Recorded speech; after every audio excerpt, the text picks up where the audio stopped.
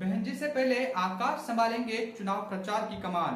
सितंबर से सभाओं की होगी तैयारी। महाराष्ट्र हरियाणा के साथ यूपी में भी करेंगे आकाश आनंद प्रचार। जी हाँ साथियों, मैं सागर ननीर और आप देख रहे हैं प्रबुद्ध भारत टीवी। अगर आपने हमारे चैनल को अब तक सब्सक्राइब नहीं किया है तो कृपया हमारे चैनल को सब्सक्राइब करें और बेल आइकन को दबाकर ऑल पर क्लिक करें। साथ ही हमारी इस रिपोर्ट को अपने दोस्त, परिवार और रिश्तेदारों में शेयर करना भी ना भूलें। दरअसल आपको बता दूं कि बसपा सुप्रीमो से पहले बसपा के नेशनल कोऑर्डिनेटर आकाश आनंद चुनाव प्रचार की कमान संभालेंगे। महाराष्ट्र और हरियाणा में विधानसभा चुनाव के साथ आकाश यूपी में होने वाले विधानसभा उपचुनाव में भी प्रचार करेंगे।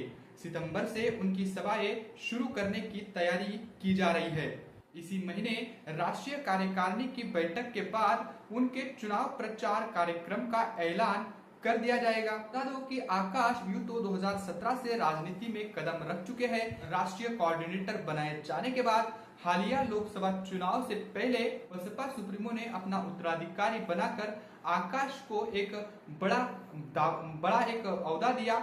उसके बाद उन्होंने लोकसभा चुनाव में भी पार्टी के लिए धुआंधार प्रचार किया, लेकिन अप्रैल में हरदोई की सभा में विवादित बयान के बाद उन पर एक एफआईआर दर्ज हो गई। उसके बाद उनकी सभाएं बंद कर दी गई थी। बाद में उनको उत्तराधिकारी और राष्ट्रीय कोऑर्डिनेटर के पद से हटा दिया गया था। लोकसभा चुनाव के बाद बसपा सुप्रीमो ने उनको दोनों पदों पर बहाली भी दे दी।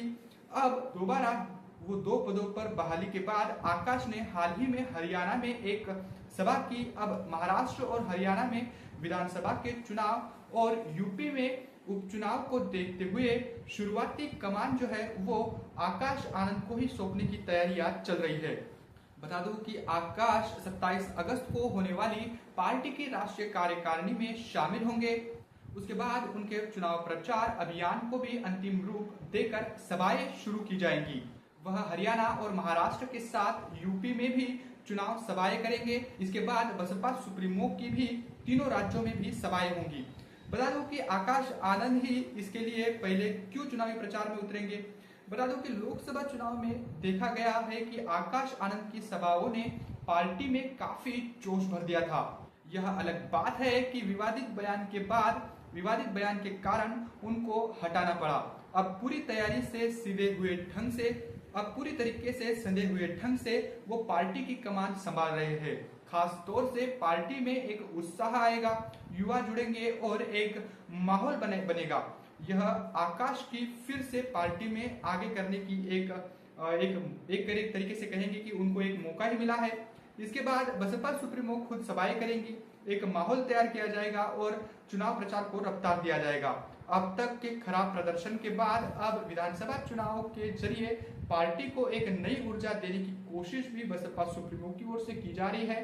अब आने वाले इस विधानसभा चुनाव पार्टी के लिए साख का सवाल है और ऐसे में पार्टी कोई कोर कसर नहीं छोड़ना चाहती। तो अब देखने वाली बात होगी कि पार्टी 27 अगस्त की ऑल इंडिया स्तर की बैठक के बाद आकाश आनंद का जो चुनावी प्रचार का जो प्लानिंग है, 27 अगस्त के बाद चुनाव प्रचार का जो जिम्मा आकाश आनंद पर सौंपा जाएगा वो किस प्रकार से सौंपा जाएगा, क्योंकि हरियाणा और महाराष्ट्र में भी अब उनकी ड्यूटी लगाई जाएगी। उनको वहां का भी प्रभार जो है वो मतलब दिया जाएगा।